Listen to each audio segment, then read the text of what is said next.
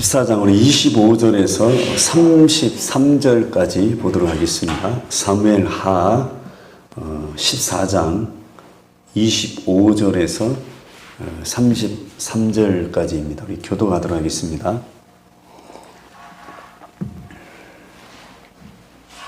온 이스라엘 가운데에서 압살롬 같이 아름다움으로 크게 칭찬받는 자가 없었으니 그는 발바닥부터 정수리까지 흠이 없음이라.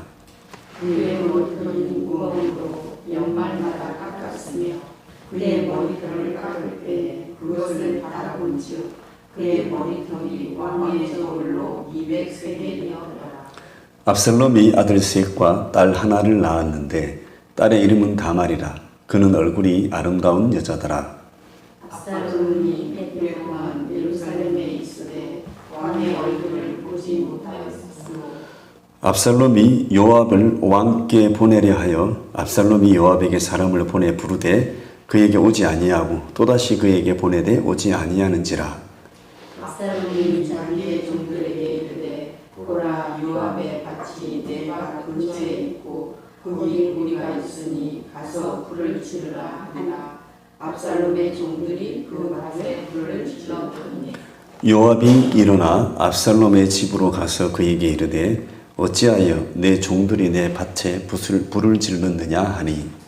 압살롬이 요압에게 대답하되 내가 일찍이 사람을 내게 보내 너를 이리로 오라고 청한 것은 내가 너를 왕께 보내 아뢰게 하기를 어찌하여 내가 그곳에서 돌아오게 되었나이까. 이때까지 거기에 있는 것이 내게 나았으리이다 하여 하노라. 이제는 내가 나로 하여금 왕의 얼굴을 볼 수 있게 하라.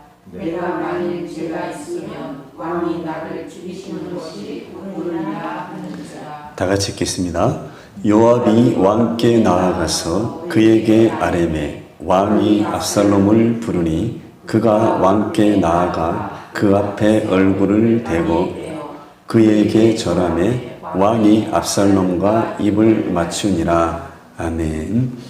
하나님 감사합니다. 이 시간에 사무엘하 14장 말씀을 우리에게 주셨사오니 가정의 달 이때에 하나님 우리에게 필요한 말씀을 주시고 우리 각자에게 주님이 일러주셔서 주님이 원하시는 이 땅에서의 삶을 살아드리는 저희들 되게 하여 주시옵소서. 감사하며 예수님의 이름으로 기도하였습니다. 아멘. 네, 오늘 금요 기도에 예배하는 저와 여러분 모두에게 또 여러분의 가정에게 하나님의 은총이 있기를 주님의 이름으로 축원합니다. 오늘 본문은 이제 생명의 삶 순서에 따라서 정해졌습니다. 오늘이 어린이날입니다. 그래서 그 점을 고려해서 오늘 본문이 이거지만 자녀 교육이라는 관점에서 오늘 본문을 보고자 합니다. 여러분 어린이날이 있는 이유는 어린이가 그만큼 중요하고 소중하기 때문입니다. 또 의미를 더 확장해 보자면 어린이는 국가나 또 어느 공동체의 미래라는 점에서 굉장히 중요합니다. 여러분 하나님이 최초로 만든 가정을 책임져야 하는 그 다음 세대가 바로 자녀 세대입니다. 그런 면에서 중요합니다. 하나님이 창세기 1장에 보시면 천지를 창조하신 직후에 하신 말씀이 있습니다. 1장 22절에 보면 이렇게 얘기를 하셨잖아요. 하나님이 그들에게 복을 주시며 이르시되 생육하고 번성하여 여러 바닷물에 충만하라. 새들도 땅에 번성하라. 이렇게 되어 있습니다. 그러니까 사람이든 생물이든 식물이든 번성하는 것이 하나님의 뜻이라는 것을 알 수 있습니다. 그리고 이제 그 다음 27절, 28절에도 보면 이렇게 되어 있습니다. 하나님이 자기 형상, 곧 하나님의 형상대로 사람을 창조하시되 남자와 여자로 창조하시고 하나님이 그들에게 복을 주셨다 이렇게 되어 있는데 그 복의 구체적인 내용이 뭐냐 하면 이렇게 되어 있습니다. 생육하고 번성하여 땅에 충만하라. 땅을 정복하라. 바다의 물고기와 하늘의 새와 땅에 움직이는 모든 생물을 다스리라 이렇게 되어 있습니다. 그러니까 하나님이 인간에게 주신 최초의 복은 다른 복이 아니고 생육하고 번성하고 땅에 충만하는 것이 하나님의 복입니다. 여러분 하나님의 복은 이렇게 해서 우리가 이 생물학적으로 번성하는 것이 하나님의 축복이라는 것입니다. 그러니까 하나님의 복은 다출산 다산을 통해서 실현된다는 것을 우리가 성경적으로 알 수가 있습니다. 그래서 어린이가 중요한 것입니다. 여러분, 자녀는 그런 측면에서 나의 소유물이 아니고 하나님의 선물이다, 하나님의 축복이다라는 것을 알 수가 있습니다. 또 다른 측면에서 사실은 자녀의 진짜 부모는 우리가 아닙니다. 자녀의 원부모는 하나님이시다라는 것을 우리가 알 수 있습니다. 우리는 그 자녀를 위탁받은 위탁 가정에 불과합니다. 또 자녀 양육을 맡은 자녀의 청직이다, 이렇게 보시면 되겠습니다. 그래서 그 자녀의 청직을 사실은 잘 감당하는 것이 여러분 생육하고 번성하고 땅에 충만하는 하나님의 명령을 잘 수행하는 것과 같다는 것입니다. 여러분, 우리가 이제 학생들에게 하는 말이 또 우리가 자주 하는 말 중에 하나가 공부에는 왕도가 없다, 이런 말을 하잖아요. 근데 여러분, 경험적으로 보면 자녀 교육에도 사실은 왕도가 없습니다. 여러분, 모든 자녀 교육은 이런 식으로 하면 성공한다 라고 표준화된 매뉴얼 자체라는 것이 없습니다. 있을 수도 안 되고 있을 수도 없는 거죠. 여러분, 신발 공장에서 신발 찍어내듯이 여러분, 자녀들에게 이러한 처방, 이러한 레시피로 교육을 하면 모두 우수한 품질의 인재가 나온다, 그런 매뉴얼은 없는 것입니다. 왜냐하면요, 여러분, 각자의 인간은 하나님이 다 고유하게 만들었고 아주 유니크하게 만드셨기 때문에 그렇게 될 수가 없습니다. 그리고 또 그 자녀를 위탁받은 가정, 또 그 부모들의 가치관이나 생활 환경 자체가 모두 일률적이지 않기 때문에 자녀 교육은 이렇게 하는 것이 표준이다라고 표준안이 나올 수가 없다는 것입니다. 그렇지만 자녀들마다 그런 디테일 부분에서는 다를 수 있지만 여러분, 일반적인 면에서 모두에게 공통적으로 적용될 수 있는 여러분 성경적 가이드라인 자체는 성경에서 우리에게 제시해주고 있다는 사실입니다. 여러분, 성경은요, 다음 세대 출산을 가장 큰 축복이다라고 제시하고 있다는 점에서 어린이 자체는 가장 하나님의 확실한 축복이다, 이렇게 말할 수가 있습니다. 그래서 이제 여러분, 우리가 출산을 거절하는 것, 이것 자체는 사실은 하나님의 축복을 거절하는 것하고 똑같은 것입니다. 여러분, 국가의 사실은 그래서 모든 정책은 다 결혼, 출산, 이것들을 장려하고 그것들을 위한 정책으로 다 초점이 맞춰져야 되는 것입니다. 여러분, 잘 아시지만 요즘은 출산율 자체가 이제 0.78로 많이 떨어졌잖아요. 여러분, 저출산 시대가 되다 보니까 여러분, 온 국민들의 관심, 또 국가의 관심이 저출산을 어떻게 극복할 것인가, 인구 대책을 어떻게 세울 것인가, 이런 것에 관심이 가 있습니다. 그래서 그런 세미나들을 보면요, 전문가들이 다양한 여러 가지 방법들을 제시합니다. 근데 여러분, 거기에서 모든 전문가들이 변하지 않고 전제하는 그 전제 조건이 하나 있는데 그게 뭐냐면요, 어떻게 일과 자녀 양육을 병행할 것인가, 이것은 모두가 다 공통적으로 동의하는 전제입니다. 무슨 말이냐면 일도 잘하고 자녀 교육도 잘할 수 있다, 잘해야 된다, 거기에 다 초점이 맞춰져 있습니다. 거기에 의의를 다는 사람은 아무도 없습니다. 여러분, 어떻게 생각할지 모르지만 저는 거기에 반대입니다. 저는 개인적으로 그 전제 자체가 잘못되었다, 비성경적이다, 이렇게 생각하는 사람입니다. 여러분, 일과 양육을 병행하는 것은요, 현실적으로 불가능합니다. 여러분, 두 마리 토끼를 다 잡으려는 것은요, 해결책이 아닙니다. 여러분, 그렇다 보니까 두 마리 토끼를 다 잡으려다 보니까 엉뚱한 해결책이 나오는 것입니다.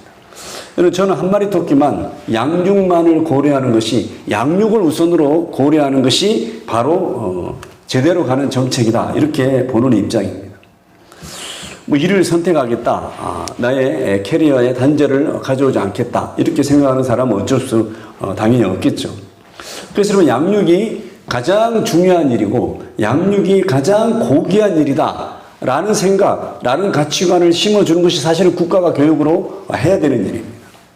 여러분, 일하는 여성이 우대받는 것이 아니라 양육하는 여성이 우대받는 사회라는 것을 여러분, 국가가 인식을 심어줘야 된다는 겁니다. 일 안 하고도 아이를 양육하는 것만으로도 사는데 문제가 없는 방향으로 정책들이 다 바뀌어야 된다는 것입니다. 여러분, 가난한 사람이든 혼자 된 여성이든 만혼에 결혼을 했든 자녀가 적든 많든 먹고 사는 문제가 걱정이 안 되고 자녀 양육에 올인할 수 있는 사회 시스템이 구축되는 것이 중요하다, 저는 그렇게 보는 겁니다. 그러니까 자녀를 하나 더 낳는 것이 애국하는 것이고 자녀를 하나 더 낳는 것이 직장에 나가는 것보다 일을 하는 것보다 훨씬 더 낫다라는 것을 교육적으로도 인식을 시켜줘야 되고 제도적 시스템으로도 그렇게 만들어줘야 된다라는 겁니다. 제가 이런 얘기를 하면 아마 이제 페미니스트들은 난리가 나겠죠. 무슨 여자가 아기 낳는 공장이냐, 여성들의 자아 실현은 어떻게 하라는 얘기냐, 이렇게 얘기가 나올 수 있습니다. 그러다 보니까 이제 그 페미니스트들은 그런 얘기하죠. 내 자궁은 공공재가 아니다, 이렇게 얘기를 막 구호를 외치고 그러죠. 누가 공공재라고 얘기를 했습니까? 자기들이 그렇게 생각하는 거죠. 저는 진정한 여성의 자아 실현은 자녀를 출산하고 성공적으로 양육하는 데 있다, 이렇게 보는 입장입니다. 왜냐하면 성경이 그렇게 말하고 있기 때문입니다. 여러분, 모든 유아교육과 또는 이제 심리학에서 유년기 있잖아요. 뭐 유년기 개념이 나이에 따라 다르긴 하지만 어떤 사람은 뭐 3살까지 보기도 하고 뭐 5살까지 보는 사람도 있고 뭐 10살까지 보는 사람도 있지만 어찌됐든 그 유년기 때 부모와의 애착 관계가 굉장히 중요하다는 것은 모든 유아교육이나 또 심리학에서 아무도 부인하지 않는 사실입니다. 여러분, 애착이란 말은 바로 태어나서 이 생애 초기 시절에 부모와의 친밀한 정서적 관계를 이제 애착이라고 표현하는데 이것이 살아가는데 굉장히 중요한 자산 역할을 한다는 것입니다. 그때 나의 생각, 나의 느낌, 나의 어떤 그 행동 양식, 대인 관계에서 어떻게 해야 될지 이런 것들이 그때 다 결정이 되고 한다는 것입니다. 그러니까 애착 관계를 형성하는 데 있어서 가장 중요한 게 뭐냐면 자녀와 부모가 절대적인 시간을 함께 보내는 것이 굉장히 중요하다는 겁니다. 근데 1살, 5살이든 뭐 1살에서 10살로 규정하든 그 유년기 때 다들 일하러 간다는 것입니다. 애들은 어린이집, 부모는 직장, 친척집 이렇게 있다는 것입니다. 그러니까 부모와 자녀가 기본적으로 많은 시간을 공유해야 되는 절대적 시간 자체가 부족한 것이 현대인들이라는 겁니다. 거기서 애착관계가 형성이 안 되고 거기서 문제가 생기고 그게 다 사회 문제로 나중에 나온다는 것입니다. 우리가 잘 아는 그 금쪽 수업에 오은영 박사라고 아시죠? 오은영 박사가 한 이야기가 있습니다. 그분이 예를 들었는데 버클리 대학의 그 메리 메인이라는 교수가 이제 광범위한 조사를 했는데 만 12개월부터 3세 때 그때 부모가 아이를 어떻게 대하고 어떻게 양육했느냐, 또 부모하고 상호작용이 어떻게 경험되었느냐, 이것이 아이의 기억장치에 그대로 저장이 된다는 것입니다. 그래서 그 기억에 저장된 것들이 모여서 애착관계의 어떤 패턴을 형성한다, 그렇게 얘기했습니다.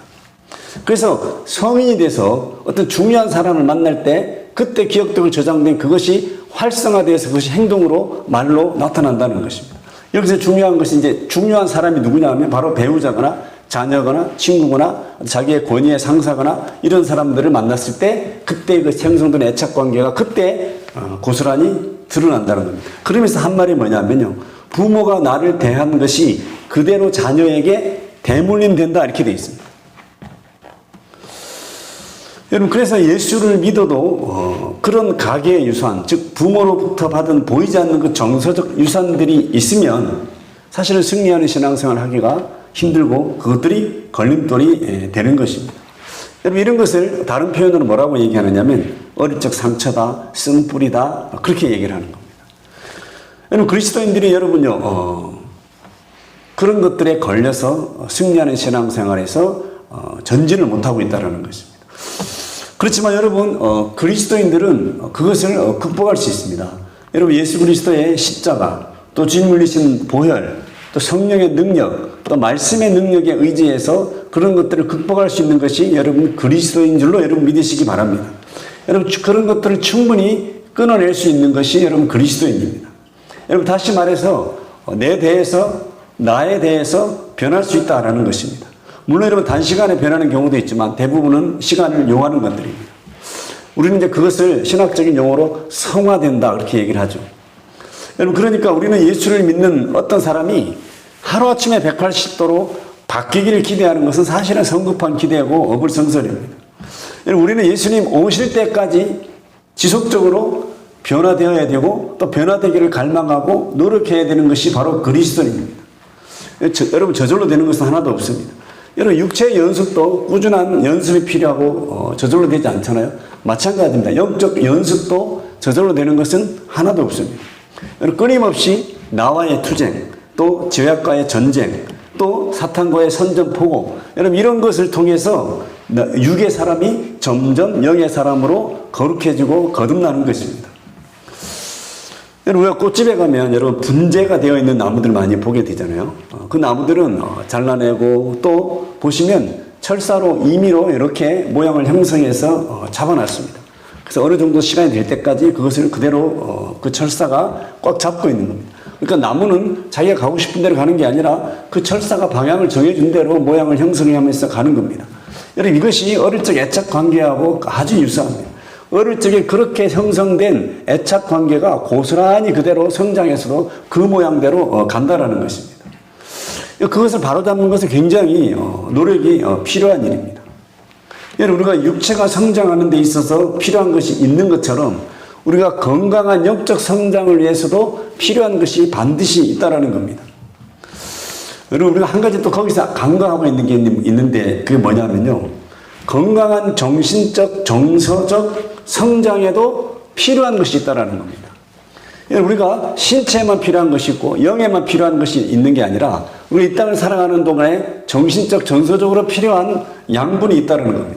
여러분 그것이 뭐냐면요. 그것이 사랑입니다. 여러분 제가 여러 번 인용했던 톨스토이의 그 러시아의 그 기독교 작가 있잖아요. 톨스토이의 사람은 무엇으로 사는가라는 단편 소설이 있습니다. 여러분 거기 보면요. 그 책에 소설 여러 가지가 있는데 그 사람은 무엇으로 사는가의 답은 여러분 사랑입니다. 여러분 자녀 양육의 핵심은 사실은 사랑입니다. 여러분 자녀가 내가 부모로부터 사랑받는다라는 정서적 그 안정감을 가질 때 정서적으로 정신적으로 건강한 자녀가 된다라는 사실입니다. 여러분 육체는 떡을 먹고 자라고 영은 하나님의 말씀으로 살고 여러분 정신은 사랑을 먹고 살게 되어 있습니다. 여러분 엊그제 5월 3일자 어느 신문을 봤는데 충남교육청에서 어린이날을 앞두고 초등학생 2학년부터 6학년까지 2,579명을 대상으로 설문조사를 했습니다. 10가지 질문을 했는데 그중에 3개만 보면 이런 겁니다. 먼저 어린이날 가장 하고 싶은 일이 뭐냐라는 질문에 거의 50%가 1,340명이 가족과 함께 나들이 가기 이렇게 꼽았습니다. 여러분 이것이 무슨 얘기냐면 여러분 가족이 그만큼 중요하다는 얘기입니다. 여러분 사회의 가장 기초 단위인 여러분 가정, 이 가정이 건강해야 여러분 그 가정이 건강해야 교회도 건강하게 되어 있습니다. 건강한 가정이 모인 교회가 여러분 건강한 교회입니다. 그런 가정들이 많아진 사회가 건강한 사회고 건강한 국가가 되는 것입니다. 그래서 여러분 가족과 함께 보내는 시간은요 여러분 질이 중요한 것이 아니라 여러분 양이 중요합니다.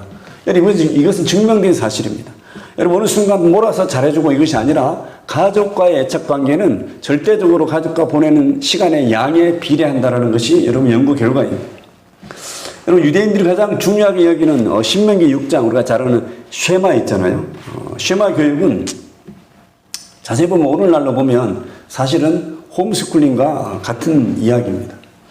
신앙교육은 유대인들은 누가 대신해 주는 것이 아니라 신앙교육은 자녀의 책임하에 있었던 것이 신앙교육입니다. 여러분 신명기 6장 4절부터 9절 보면 이렇게 되어 있습니다. 이스라엘아 들으라 우리 하나님 여호와는 오직 유일한 여호와이시니 너는 마음을 다하고 뜻을 다하고 힘을 다하여 내 하나님 여호와를 사랑하라.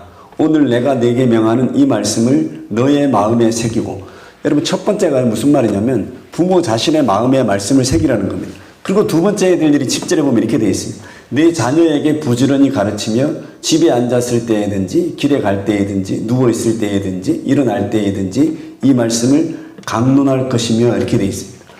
여러분 말씀에 대한 자녀교육, 신앙교육은 누구에게 위탁되어 있는 것이냐면 부모에게 위탁되어 있습니다. 부모 보고 가르치라 그랬습니다. 학교 선생님 보고 신앙교육 시켜라, 주일학교 교사 보고 신앙 시켜라 이렇게 얘기하지 않고 부모 너가 먼저 마음에 새기고 자녀들에게 가르치라 이렇게 되어 있습니다. 여러분 이것이 바로 자녀를 통한 다음 세대 교육입니다. 이것이 신학적으로 수직 선교입니다. 아래로 내려가는 선교를 얘기하는 겁니다. 그래서 여러분 자녀가 그만큼 중요합니다. 여러분 자녀에게 가장 영향을 미치는 사람은 다른 사람이 아닌데 이웃 아저씨도 아니고 선생님도 아니고 부모가 가장 영향을 미친다라는 사실입니다. 그래서 자녀는 부모의 등을 보고 자란다는 말이 그래서 나온 것입니다. 아까 말씀드린 충남교육청 설문조사에서 두 번째 질문이 이겁니다. 부모님과 선생님께 가장 듣고 싶은 따뜻한 말 한마디는 뭐냐? 라고 물어봤더니 37%가 사랑해 라는 말이고 두 번째가 넌 할 수 있어 라는 말이라는 겁니다. 여러분, 아이들이 본능적으로 사랑한다, 사랑받고 싶다라는 것을 그대로 보여주고 있는 겁니다. 또 넌 잘할 수 있다. 이 말은 무슨 얘기죠? 아이들은 자기가 인정받고 칭찬받고 싶어 한다는 것을 그대로 보여주고 있는 겁니다. 여러분, 이것은 아이들에게만 해당되는 얘기는 아닙니다. 어른도 마찬가지입니다. 어른도 사랑받고 싶어 하고 어른도 인정받고 싶어 하는 것이 인지상정입니다. 여러분, 그래서 모든 사람은 다 사랑받고 싶어 하고 모든 사람은 다 칭찬에 굶주려 있습니다. 여러분, 이런 말 있잖아요. 남자들은 자기를 알아주는 사람에게 목숨을 바친다라는 얘기가 있습니다. 남자뿐만 아니라 모든 사람이 다 그런 거죠. 제가 전에 이제 신학 공부를 할 때 레포트를 낸 적이 있는데 수업 중에 교수님이 그 레포트를 보이면서 가장 잘했다고 칭찬해 줬습니다. 저는 그게 사실 아무것도 아닌데 그때를 계속 잊을 수가 없습니다. 그래서 제가 그 교수님의 책 저서가 굉장히 많았는데 그 책을 다 사서 다 읽었습니다. 지금 생각하면 그 재미없는 책을 왜 다 읽었는지 모르겠습니다. 여러분, 어른도 여러분 잘했다고 말을 들으면요, 죽을 똥 살 똥 모르고 열심히 하게 돼 있습니다. 나중에 생각하니까 이제 일을 많이 시켰는데 일 시키려고 그런 거 아닌가 이런 생각이 들기도 했습니다. 여러분, 그래서 만나는 사람과의 첫 대화가 굉장히 중요한데 여러분, 첫 대화 일성은 무조건 칭찬하는 말로 시작해야 되는 겁니다. 여러분, 그것이 립 서비스라도 좋습니다. 어떤 사람은 영혼 없는 칭찬이라도 하라 그렇게 얘기를 했습니다. 뭔가 잘한 점을 억지로라도 찾아내서 그것을 알아주는 말로 대화를 열면 모든 것을 성공한다는 것입니다. 특히 그런데 그것을 해야 될 거에 누구냐면 자녀들과의 대화에서 그렇게 해야 된다는 겁니다. 아침에 나갈 때, 저녁에 들어올 때 바로 첫 말이 칭찬하는 말로 시작해야 아이들과의 대화의 소통이 열린다는 것입니다. 여러분, 지적하고 싶은 것이 많죠. 당연히 많죠. 칭찬할 것은 찾아도 없는데 지적할 것은 그냥 수십 가지 쌓여있잖아요. 근데 그것을 다 뒤로 미루고 칭찬하는 말을 먼저 하라는 것입니다. 여러분, 이것을 여러분 심리학에서 로젠탈 효과라 이렇게 얘기합니다. 여러분, 하버드대 그 로젠탈 교수가 1963년에 이쪽 반대편 서부에 있는 샌프란시스코에서 초등학생들 대상으로 실험을 했습니다. 학생들 대상으로 IQ 검사, 지능 검사를 한 후에 그 학생들 중에 무작위로 그냥 뽑아서 그 교사에게 미션을 줬습니다. 너는 지능 지수가 굉장히 높은 학생이다 라고 그냥 칭찬을 하라고 한 겁니다. 그러고 나서 6개월 후에 그 학생들, 그렇게 해서 칭찬을 들었던 학생들만 따로 봤는데 지능 지수와 상관없이 그 학생들은 다 성적이 올랐다는 사실입니다. 그러니까 바로 좀 전에 말씀드린 충남교육청 그 조사하고 당연히 일치하는 거죠. 여러분, 오늘 본문에 나오는 이 압살롬 있잖아요. 여러분이 읽으셨지만 여러분, 그런 관점에서 압살롬을 오늘 보면 어떤 거냐면 여러분 25절에 보면 이렇게 되어 있습니다. 압살롬에 대해서 묘사가 되어 있는데 압살롬같이 아름다움으로 크게 칭찬받는 자가 없었으니 그는 발바닥부터 정수리까지 흠이 없음이라 이렇게 되어 있습니다. 이렇게 외모가 출중한 것이 그 자체가 나쁜 것이 아닙니다. 근데 신앙하고 여러분 외적인 거하고는 전혀 비례하는 것이 아니라는 겁니다. 여러분, 압살롬은 이렇게 외형적으로는 아무 흠이 없고 문제가 없는 것처럼 보였지만 내면적으로 신앙적으로 굉장히 문제가 많은 자녀가 이 친구였습니다. 여러분, 다윗은 왕으로서는 성공했을지 몰라도 아버지로서는 실패한 사람이 여러분 다윗입니다. 국가는 발전시켰는지 몰랐지만 가정은 완전히 그렇지 못했습니다. 이 다윗에게는 굉장히 많은 자녀가 있었습니다. 근데 모두 다 아버지하고의 애착 관계는 여러분 실패했고 없었습니다. 다윗이 여러분 일찍부터 도망자 생활을 했잖아요. 그때 여러분 이미 가족을 형성했습니다. 도망 중에 예를 들면 아비가일을 만나서 결혼을 하게 됐습니다. 그러니까 늘 사울의 추격을 13년 동안이나 피해 다니는 동안에 여러분 정상적인 가족이 아니었다는 것을 우리가 상식적으로 이해할 수 있습니다. 그리고 도망자 생활이 끝나고 왕이 되어서 남쪽 반만의 왕으로서 헤브론에서 수도를 정하고 7년을 통치할 때 그때도 지속적으로 전쟁에 출전했습니다. 여러분, 전쟁에 출전하는 동안에 여러분 가정이 어떻게 됐겠습니까? 여러분, 사무엘하 3장에 보면 그때 자식들과 가정의 모습이 나와 있는데 6명의 아내를 돕고 6명의 자식이 언급되어 있는데 모두 다 그 자식들의 어머니가 다 다릅니다. 오늘 본문에 나오는 압살롬은 세 번째 아들이죠. 압살롬이 죽인 큰형은 또 다른 어머니의, 암논은 다른 어머니의 자식입니다. 그리고 그때가 사울의 집과 다윗의 집이 계속 오랫동안 전쟁이 있었다 이렇게 되어 있습니다. 또 갑작스레 죽은 사울 왕 때문에 또 생각지도 않게 갑자기 남유다의 왕이 되어서 여러분 국정을 돌보느라고 가정을 돌볼 시간이 없었다라는 것은 아주 합리적인 생각이 되겠죠. 여러분 통일왕국의 왕이 되고 나서도 마찬가지입니다. 계속 블레셋 또 주변의 나라들과 전쟁이 계속 있었습니다. 그리고 하나님의 궤를 예루살렘으로 옮기기 일에 바빴습니다. 요나단의 아들 무비보셋은 챙겼는데 자기 자녀들은 잘 챙기지 못했습니다. 그러다가 사무엘하 11장에 보면 이제 바세바와 간음하는 사건을 범하게 됩니다. 여러분 이 사건은 다윗의 자녀들에게 엄청난 충격을 준 사건입니다. 여러분 어렸을 때 자녀들이 겪은 충격적인 사건 또는 본인의 경험 또 가정에서 겪은 경험 이 사건들은요 아까 얘기한 애착관계에 굉장한 영향을 미치고 자신의 장기 기억 속에 모든 것들이 기억돼서 아까 얘기한 대로 중요한 사람들과의 만남에서 관계에서 바로 드러나게 된다는 겁니다. 이제 이 일 때문에 다윗은 아버지로서 자녀들에게부터 권위가 상실됩니다. 그러다가 또 어떤 일이 생기죠? 자기 형 큰아들 다윗의 입장에서 보면 큰아들 암논이 여동생 다말을 강간하는 일이 생깁니다. 동생 압살롬은 이 다말하고는 어머니가 같습니다. 그러니까 압살롬의 입장에서는 또다시 충격적인 사건을 경험하게 된 것입니다. 아버지도 성범죄했고 자기의 형도 성범죄 사건하는 일이 발생한 것입니다. 그런데 여러분 다윗은 그 암논에 대해서 어떠한 경고나 조치도 하지 않습니다. 이것이 압살롬을 더 화나게 만들었습니다.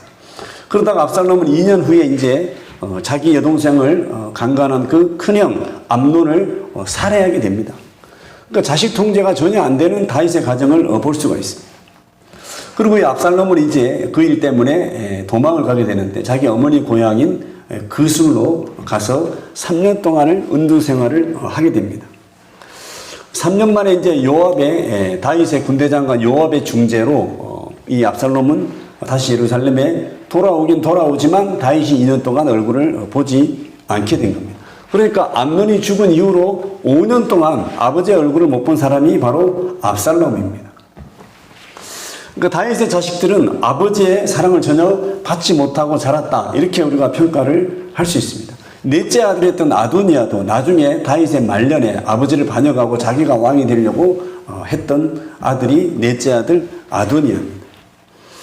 오늘 30절에 보면 이 압살롬이 또 어떤 일을 저질렀죠?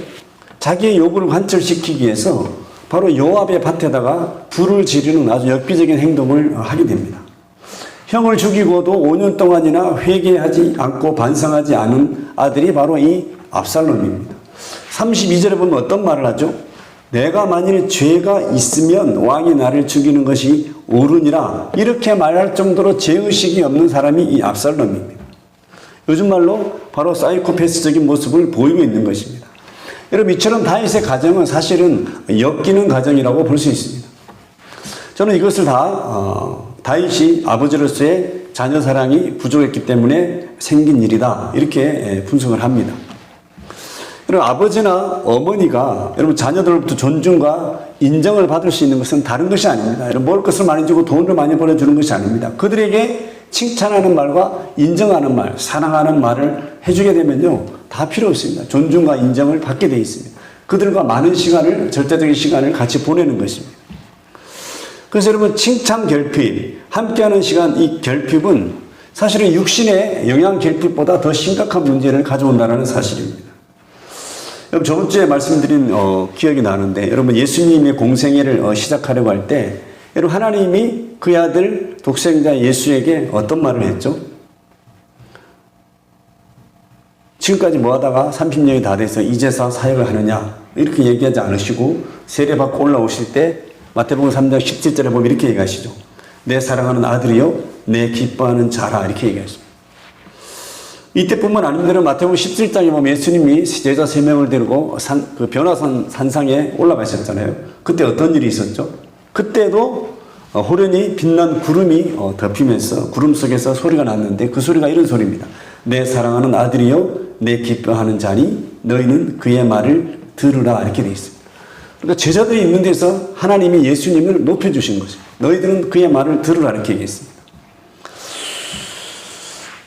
여러분 저는 많은 사람들이 그 사람들이 있는 장소에서 자기 자녀가 잘못하는 것을 공개적으로 드러내면서 꾸짖는 부모를 보면 이해가 안 됩니다.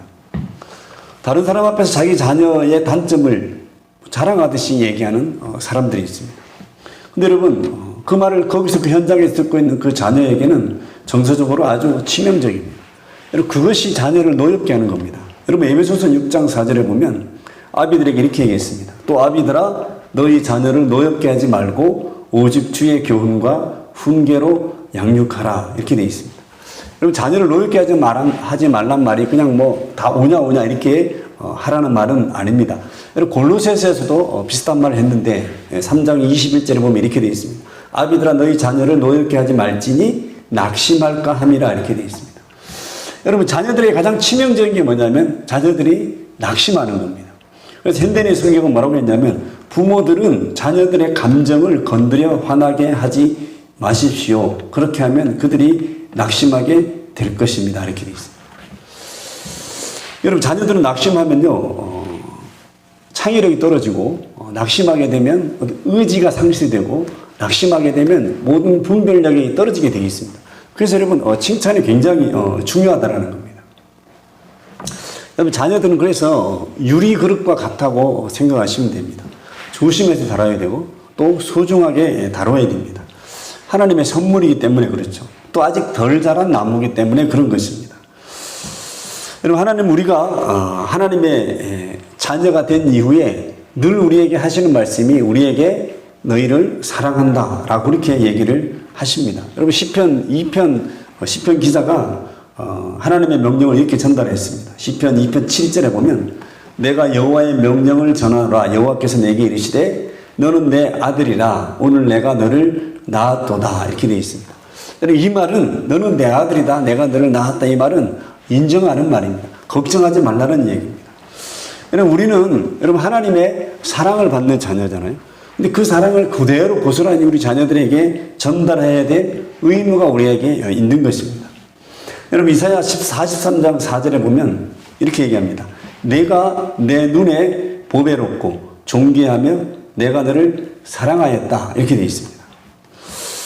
이것이 하나님을 향한 우리의 말씀입니다. 하나님의 눈에 우리가 보배롭게 보이고 존귀하게 보인다는 것입니다. 우리의 자녀들을 향한 우리의 시선도 바로 이래야 될 줄로 믿습니다. 그래서 우리가 하나님으로부터 들은 말 그대로 하나님 우리에게 하시는 말 그대로를 우리가 우리의 맡겨진 자녀들에게 그대로 전달해야 된다는 사실입니다.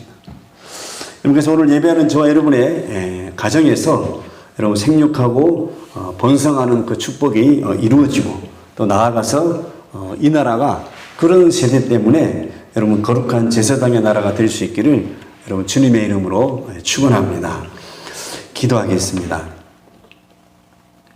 하나님 감사합니다.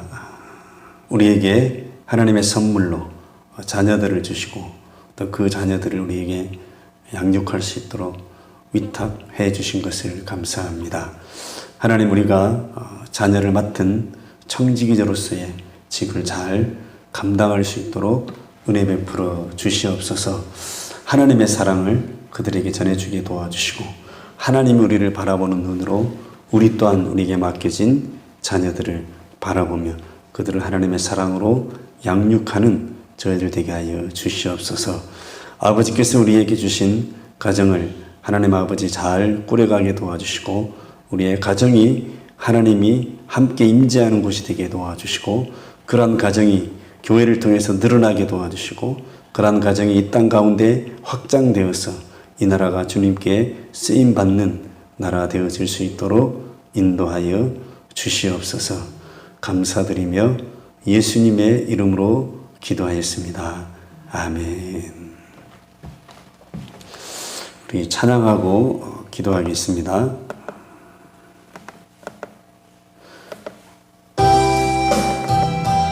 나의 마음속에 온전히 주님만 모셔놓고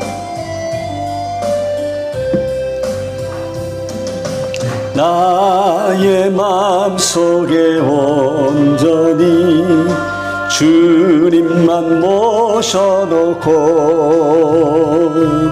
나의 정성을 다하여 주를 섬기리. 기쁘나 슬프나 오직 한맘 주 위에 한평생 주만 모시고 찬송하며 살리라. 아멘. 주는 나의 큰 능력, 주는 나의 큰 소망, 내가 항상 영원히 주님만을 섬기리. 항상 나 함께 계셔서 떠나지 마옵소서. 주를 섬기는 내 정성 받으옵소서.